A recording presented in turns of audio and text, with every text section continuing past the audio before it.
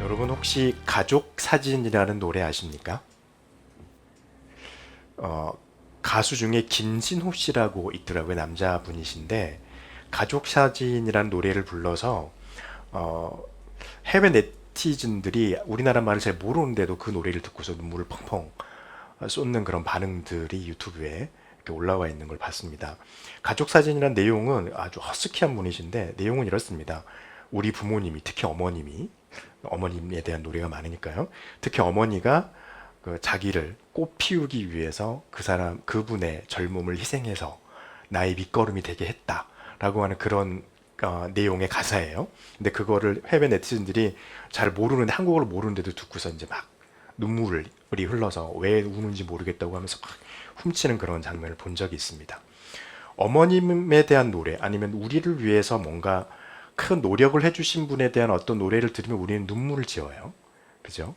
그리고 이제 우리나라 사람들이 가지고 있는 공통된 게 있는데 누군가와 가족이 헤어져 가지고 아주 오랜 기간 동안 못 만난 다음에 그것을 만나려고 했을 때 그 사람들이 막 눈물 짓잖아요. 근데 그걸 이제 TV로 이렇게 방송을 옛날에 해줬잖아요. 이상가족 찾기 이런 거 하면은 사람들이 다 웁니다 막. 근데 하는 말이 그래요. 어른들이 하는 말이. 그러니까 저도 그때 어렸을 적이었는데 겪지 않았는데 그분들이 울고 있으니까 괜히 눈물이 나서 막 울어요. 그래서 이제 대학을 가서 교수님들이랑 이야기하다가 왜 그걸 하면 꼭 울까요? 그랬더니 그거는 우리나라 사람만 가지고 있는 정성과 같다. 그래서 그 막 울어요. 그래서 막 우는데요. 참 신기한 게 있습니다. 요즘 들어서 하나님을 생각하면 왜 안 울까? 하나님을 생각하면 더 울어야 될 것 같은데 눈물이 안 나요. 특히 성탄절에 하나님께서 예수님이라는 이름으로 우리에게 와주셨는데 이게 엄청난 건데 왜 눈물이 안 나지? 너무 기뻐서? 울기보다는 너무 기뻐가지고 그런 거. 아니면 너무 크니까 또 느낄 수가 없어서 눈물이 잘 안 나는 건가? 이런 생각을 한번 해봅니다. 근데 참 저희는 예수님이 오심을 기뻐하지 울진 않죠. 그래서 그런 마음을 굉장히 많이 쓰는데 왜 우리는 이 마음이 그렇게 잘 안 쓰여질까라는 걸 생각도 가끔 해봅니다. 하나님께서 우리에게 주신 은혜와 사랑이 큽니다. 그 하나님의 희생과 헌신이 너무 큽니다. 그래서 오늘 이 말씀을 통해서 하나님께서 우리를 위해서 주시는 그 희생과 헌신에 대해서 같이 생각해 보고자 해요. 먼저 우리가 말씀을 통해서 볼 수 있는 것은요, 우리를 위해서 이 땅에 오신 유일하신 분, 그분이 누구인가 하는 것입니다. 우리를 위해서 이 땅에 오신 유일하게 육신을 입고 오신 분은 하나님이시라고 오늘 요한은 우리에게 증거해 주고 계십니다. 14절 말씀에 보니까요. 말씀이 육신이 되어 우리 가운데 거하심에 라고 14절에서 기록하고 있습니다. 너무나도 잘 아는 말씀입니다. 여기서 말씀하신 이 말씀은 누구이십니까? 예수 그리스도이시죠. 또 이분은 어떤 분이십니까? 태초에 요한복음 1장 1절에 보니까 태초에 말씀이 계시니라 이 말씀이 하나님과 함께 계셨으니 이 말씀은 곧 하나님이시니라라고 고백하고 기록하고 있습니다. 하나님이십니다. 어떤 분이십니까? 창조하신 분이십니다. 그래서 2절에서 태초에 하나님께서 함께 계셨고 그로 말미암아 세상이 지은 바 되었다라고 기록하고 있는 것을 요한은 우리에게 기록해 주고 있어요. 세상을 창조하신 분이시죠. 그리고 그분이요 육신을 입고 오셨습니다. 어느 세상의 종교에서 세상의 어느 종교가 신이 육신을 입고 이 땅에 내려와요. 그런 종교는 없어요. 그리고 그렇게 오셨던 분이요 육신이 되셨는데 그 육신은 이렇게 말합니다. 인간에게 반드시 있어야 하는 빛이라고 말씀하고 계세요. 9절 말씀에 보니까 참빛 곧 세상에 와서 각 사람에게 비추는 빛이 있었으라고 말씀하셨어요. 참빛이라고 말씀하세요. 이것이 참빛, 빛 중에서도 정말 빛이라고 말한 이유는요. 우리에게 반드시 필요하다는 말씀입니다. 이 빛은 어떤 것이냐면 우리에게 하나님의 진리이고 하나님의 은혜입니다. 그래서 14절 말씀에 이렇게 말하잖아요. 그 안에 은혜와 진리가 충만하더라 라고 기록하고 있습니다. 이 은혜와 진리는요, 육신으로 오신 예수 그리스도 안에만 충만해 있다는 것을 우리는 기억해야 돼요. 예수 그리스도 안에만 충만해 있다는 것입니다. 예수님은 그런 존재라는 것입니다. 왜냐하면 예수님을 믿고 있는 사람들에게 주님께서 주실 은혜와 진리가 그 얼마나 많은 사람들이 구한다 할지라도 그들에게 다 충분히 주고도 남음이 있는 은혜이고 진리임을 말씀하시는 거예요. 구하는 자에게 풍성하게 주시는 예수님. 그래서 14절 말씀에서 그 안에 은혜와 진리가 충만하더라 라고 말씀을 하고 계신 것입니다. 육신을 입으신 말씀은요, 그 속에 가지고 계신 참 빛을 우리에게 적극적으로 비추고 계시는 분이십니다. 4절 말씀에 그 안에 생명이 있으니 이 생명은 사람들의 빛이라 라고 말씀을 하고 있죠. 이 생명은 주님께서 지금 우리에게 비추시는, 적극적으로 비추시는 그 빛은요, 다른 게 아니에요. 생명의 빛이에요. 생명의 빛을 사람들이 보고 알기를 원하셔서 그 빛을 비추고 계신다는 것입니다. 5절에 보니까 빛이 어둠에 비친다 라고 말씀을 하고 있어요. 어둠이 요청한 게 아닙니다. 세상이 요청한 게 아니에요. 이 땅에 오신 육신을 입으신 하나님 예수 그리스도께서 우리들에게 그 빛을 비추고 계십니다. 그 이유는 어둠이 이 빛을 깨닫고 주님 안에 있는 생명을 발견하고 그것을 얻기를 바라시기 때문입니다. 그래서 주님께서 우리에게 말씀하셨어요. 내가 진실로 진실로 너희에게 이르노니 내 말을 듣고 나 보내신 이를 믿는 자는 영생을 얻고 심판에 이르지 아니하고 사망에서 생명으로 옮겨졌느니라. 요한복음 5장 24절에 있는 주님께서 우리에게 하신 말씀입니다. 우리가 그 빛을 깨닫고 예수 그리스도를 믿고 그 안에 있는 생명을 얻게 되면요, 그 믿음으로 인해서 우리를 사망에서 생명으로 옮기시겠다라고 하는 주님의 메시지인 거죠. 또 어떤 것입니까? 사망에서 생명으로 영생을 얻게 하시겠다는 주님의 메시지인 것입니다. 이 빛을 주님께서 지금 비추고 계세요. 그 빛을 비추는 그 빛을 깨닫는다면 우리는 그분 앞에 나가야 합니다. 그리고 육신을 입고 오신 예수님은요, 한 분밖에 없으신 분이라는 것을 우리는 잊어서는 안 됩니다. 타락한 인간을 구원할 수 있는 이름은요, 오직 예수 그리스도 뿐입니다. 다른 이름으로 찾지 마세요. 저희 교회에는 그런 분이 한 분도 없지만 얼마나 가슴 아픈 일입니까? 하나님 앞에 열정 있는 사람들이 다른 데 뭐가 있는 줄 알고 예수 그리스도 이름이 아닌 다른 사람의 이름에 구원이 있는 그곳으로 가요. 거기에 빠져서 자기의 모든 열정, 에너지, 하나님께 바쳐를 그 에너지를 사탄에게 다 바치고 있는 게 보면 가슴이 아파요. 설득도 안 돼요. 우리에게 오신 유일하신 분, 구원자로 오신 그 이름은요, 한 분밖에 없다는 거 우리는 절대 잊으면 안 됩니다. 여러분 14절 말씀에 보니까 아버지의 독생자의 영광이라고 기록하잖아요. 우리가 그의 영광을 보니 아버지의 독생자의 영광이에요. 독생자가 무슨 의미입니까? 한 명밖에 없다는 겁니다. 예수 그리스도라는 이름으로 오신 하나님 아버지는 한 분밖에 안 계시다는 거예요. 막 지금 시대에 따라서 한 명씩 나타나거나 이러지 않는다는 거예요. 다른 이름, 석가모니, 부처, 누구의 이름 이렇게 오지 않는다는 거예요. 알라의 이름으로 오지 않는다는 거예요. 그래서 사도 바울은 사도행전 4장 12절에서 이렇게 우리에게 증언하고 계십니다. 다른 이로서는 구원받을 수 없나니 천하 사람 중에 구원을 받을 만한 다른 이름을 우리에게 주신 일이 없음이니라 하였더라. 있습니까? 없다는 거예요. 여러분, 우리는 하나님 앞에서 우리가 구원받을 수 있는 유일한 방법은 인간의 몸을 입고 오신 예수님을 믿고 고백하는 그것뿐입니다. 그리고 그를 예배하는 삶을 살아가는 것입니다. 이것이 바로 예수님을 구주로 영접한 사람들이 살아가는 믿음의 삶입니다. 두 번째로 하나님께서 우리에게 말씀해 주신 것은 무엇인가요? 하나님은 약속하신 것을 반드시 이루신다는 거예요. 늘 말씀드립니다. 하나님께서 육신을 믿고 이 땅에 태어나셨어요. 언제 말씀하신 건가요? 우리가 지난주에 말씀을 보았습니다. 이사야서 7장 14절에 있는 약속. 굉장히 많은 부분, 아모스의, 미가의, 소선지서에서 여러 군데에서도 하나님께서 그렇게 말씀을 하셨지만 특별히 이사야 7장 14절 말씀을 하나님께서 이루셨어요. 물론 이사야나 예레미야나 미가나 아모스나 하박국이나 했던 그 예언들은 다 이 시대입니다. 예수님이 태어나기 전 700년 전, 약 700년 전에 하나님께서 예언하셨죠.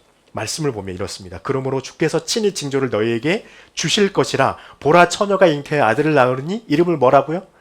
임마누엘이라 하리라.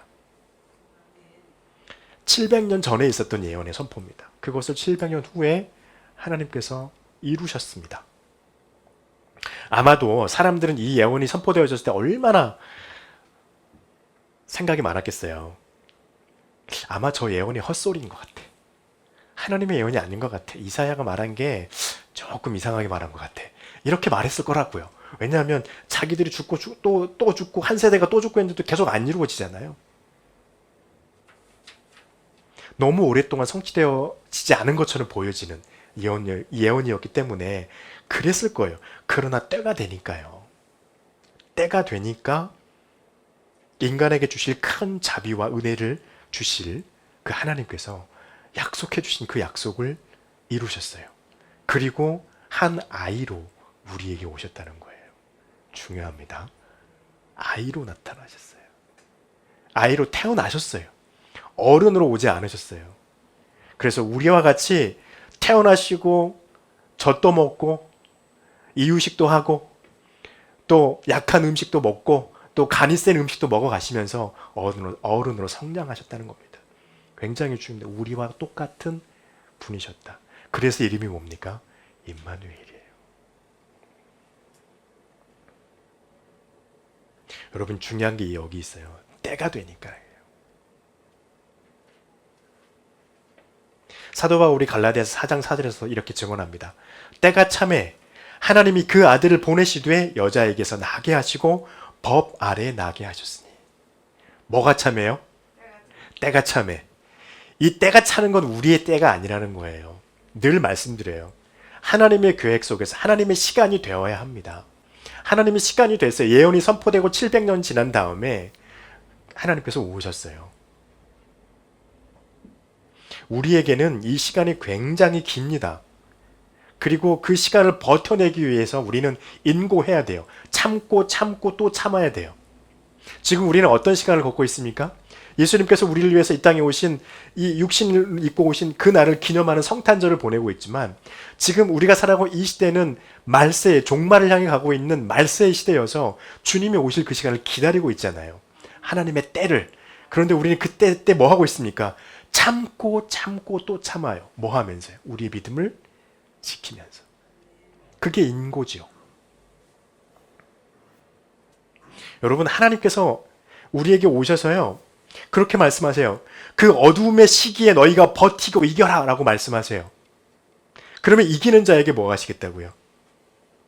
그가 주님께서 우리에게 말씀하시죠. 그러나 끝까지 견디는 자는 구원을 얻으리라. 마태복음 24장 13절의 말씀입니다. 여러분 세상은요 점점 험해져 가요. 세상은요 점점 사랑이 없어져 가요. 세상은요 우리가 말하는 정이 사라져요. 우리나라 말로. 인심이 사라져 갈 거예요. 계속해서 강팍해져 갈 거예요. 왜요? 말세니까. 주님이 오실 날이 다가오니까요. 우리가 살아가는 시대도 그렇지만 우리의 후손들이 살아갈 그 시대는 더욱더 그렇게 험악한 세상이 되어갈 것입니다. 그럼에도 불구하고 우리는요 예수 안에 담겨있는 주님이 우리에게 보이신 하나님의 은혜와 진리를 받고 그것을 지켜내려고 하는 인고의 시간을 반드시 보내야 합니다. 왜 그렇습니까? 주님이 재림하실 때 주님께서 우리에게 찾으시는 것 때문에 그렇습니다. 우리에게 주님께서 찾으시는 것은요 믿음이에요. 이 믿음이 우리에게 있어야 우리는 하나님께서 베푸시는 구원을 최종적으로 얻을 수 있게 되기 때문입니다. 그래서 우리는요, 하나님은 반드시 약속을 지키시고 이루시는 분이심을 신뢰해야 합니다. 알고만 있으면 안 돼요. 신뢰해야 돼요. 그래서 그분을 의지해야 돼요. 모세는 민수기 23장 19절에서 이렇게 말씀하죠. 하나님은 사람이 아니시니 거짓말을 하지 않으시고 인자가 아니시니 후회가 없으시도다. 그가 말씀하신 것을 행하지 아니하시며 그가 하신 말을 실행하지 아니하시겠느냐. 무슨 말인가요? 반드시 실행하실 것을 말씀하시는 말씀이에요. 이사야는 또 우리에게 말씀해요. 55장 11절 말씀에서 내 입에서 나가는 말도 이와 같이 헛되이 내게로 되돌아오지 아니하고 나의 기뻐하는 뜻을 이루며 내가 보낸 일에 형통함이니라. 하나님의 약속은 헛되지 않습니다. 하나님의 자존심이 그것을 허락하지 않으세요. 그러니까 우리는요, 반드시 약속을 이루실 그 하나님, 무슨 약속이요? 다시 오셔서 우리를 하나님의 상속자로 삼으셔서 아픔도 배고픔도 가난도 없는, 그렇죠? 오로지 하나님 앞에 감사와 기쁨과 찬양만 넘치는 그 나라를 우리로 불러주실 그 하나님의 약속을 믿고 신뢰하는 것입니다. 그것을 위해서 지켜내는 것입니다. 흔들림 없이. 왜요? 우리가 이룰 약속이 아니잖아요. 하나님이 이루실 약속이잖아요. 우리가 이렇게 할 때요, 하나님께서 우리에게 주신 말씀이 있어요. 이사야서 55장 12절에서 너희는 기쁨으로 나아가며 평안히 인도함을 받을 것이요. 할렐루야. 저와 여러분의 삶 가운데 믿음을 지키려고 하는 삶 속에 하나님이 주시는 평강이 또 하나님의 인도하심이 있기를 축복합니다. 그래서 우리의 기쁨을 더하실 거예요. 누가요? 우리가요? 하나님께서 그렇게 하실 거예요. 바울은 이렇게 다시 한번 증언합니다. 하나님의 약속은 얼마든지 그리스도 안에서 이해가 되니 그런즉 그로 말미암아 우리가 아멘하여 하나님께 영광을 돌리게 되느니라. 고린도후서 1장 20절의 말씀입니다. 우리 안에 있는 하나님의 약속이 뭐가 된다고? 예수 안에서 이해가 된다고요. 우리는 뭐 하면 된다고요? 하나님 앞에서 아멘하면 된다고요.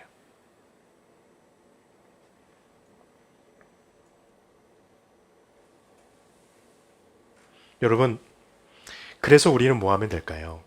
이렇게 우리에게 와주신 하나님, 그분을 증거해야 합니다. 아까도 말씀드렸잖아요. 세상은 갈수록 악해져 가요. 사랑도 없어져 가요. 사람들이 갈면 갈수록 믿음은 거추장스러운 것이고 그것은 없는 것이고 허구일 뿐이라고 말하는 시대가 됩니다. 그럼에도 불구하고 우리는요, 하나님을 신뢰하면서 우리에게 주신 믿음을 굳게 잡고 나가야 합니다. 그래서 오늘 말씀에도 보니까 세례 요한이 나오잖아요. 그가 예수님보다 먼저 와가지고 예수님을 증거합니다. 그리고 그가 베푸실 일을 굉장히 보고 싶어 합니다. 그래서 요한복음 1장 24절 이하에 보면은요, 바리새인들이 세례 요한에게 와가지고 너는 누구냐 이렇게 물어요. 우리가 잘 아는 것처럼. 그랬더니 그가 뭐라고 대답하냐면 나는 광야의 소리다. 이사야 40장 30절의 예언입니다. 나는 광야의 소리라고 말합니다. 그리고 자신도 내 뒤에 오셔서 하나님의 일을 베푸실 그분이 물과 성령으로 세례를 베푸는 것을 보고 싶다라고 말해요. 요한복음 1장 33절 34절에서. 우리도 이와 같습니다. 증거해야 합니다. 우리에게 오신 그분을요. 그래서 사도 바울은 빌립보서 2장 15절 16절에서 이렇게 말씀하고 있습니다. 이는 너희가 흠이 없고 순전하여 어그러지고 거스리는 세대 가운데서 하나님의 흠 없는 자녀로 세상에서 그들 가운데 빛으로 나타내며 생명의 말씀을 밝혀 나의 다름질이 헛되지 아니하고 수고도 헛되지 아니하므로 그리스도의 날에 내가 자랑할 것이 있게 하려 함이라. 이런 세대에서요, 우리는 더욱 믿음을 지켜야 됩니다. 어떻게 하라고 말씀하시나요? 빛을 비추라는 거예요. 그 어둠의 세대에서. 우리가 주님께로부터 받은 빛이 있습니다. 오늘 말씀에 무슨 빛입니까? 생명의 참 빛을 하나님이 비추셨잖아요. 여러분은 그 빛을 깨달으신 분들이세요. 한번 여러분 어깨를 딱 이렇게 딱 도둑이면서 자랑스럽다 한번 해보세요. 자랑스럽다. 자랑스러워요. 왜 자랑스럽습니까? 예수님이 비추신 빛을 깨달았잖아요. 믿고 얼마나 자랑스러워요. 그러나 거기서 끝나는 게 어떻게 해요? 그 빛을 받았으니 저와 여러분 안에 생명의 빛이 들어왔잖아요. 저와 여러분이 이제 그 빛을 비춰야 돼요. 어디를 향해서? 예수님처럼 세상을 향해서. 그래서 세상을 향해서 그 빛을 비춰야 되는데 마태복음 5장 14절 16절에서 그래서 주님께서 우리에게 뭐라 하셨습니까? 너희는 세상의 빛이라고 그러셨어요. 비춰야 돼요. 어떤 빛이에요? 생명이 있는 빛을, 생명이 풍겨있는 냄새를 사람들에게 막 흘려보내야 돼요. 그 향기로움을. 그리고 저와 여러분을 뭐라 하셨습니까? 세상의 소금이라 말씀하셨습니다. 소금의 맛은 과연 어떤 맛일까요? 우리가 내야 될 소금의 맛은요, 사랑입니다. 하나님께서 육신을 입고 이 땅에 오신 이유가 무엇인가요? 저와 여러분을 사랑하셨기 때문이잖아요. 그래서 오셔서 그 아픈 십자가를 지셨잖아요. 그렇게 하지 않으셔도 되는데 그 길을 선택을 하셨잖아요. 하나님께서 사랑을 품고 우리에게 오셨습니다. 그리고 우리가 그 사랑을 받았어요. 우리가 세상에서 소금으로서 맛을 내야 할 때 그 맛은 사랑입니다. 우리가 사랑하는 거예요. 서로 사랑하고 세상도 우리 마음에 품어주고 사랑해주는 것입니다. 그렇게 하면은요, 우리는 세상의 빛이 되고 소금이 되는 것입니다. 여러분, 이것은요, 하나님께서 저와 여러분에게 주신 사명이에요. 목회자만 사명이 있는 게 아니에요. 믿음을 받고 예수님을 알고 믿는 모든 사람들은 하나님 앞에서 전부 다 한 명도 빠짐없이 사명을 받은 자들입니다. 어떤 사명이요? 생명의 빛을 비추는 사명. 또 어떤 사명이요? 사랑으로 소금의 맛을 내는 세상에서 그 사명을 저와 여러분이 갖고 있다는 것입니다. 그래서 하나님께서는요, 여러분이 더욱 빛나기를 바라고 계십니다. 다만 여기서 조심할 게 하나 있어요. 우리가 빛을 낼 때 내 것으로 빛을 내면 안 돼요. 우리가 맛을 낼 때 내 것으로 맛을 내면 안 돼요. 무엇으로 맛을 내야 됩니까? 하나님께서 받은 생명의 빛을 내야 돼요. 하나님께서부터 받은 사랑의 맛을 내야 돼요. 내 맛을, 내 빛을 비추면 그 사람은 자기 영광을 내는 거예요.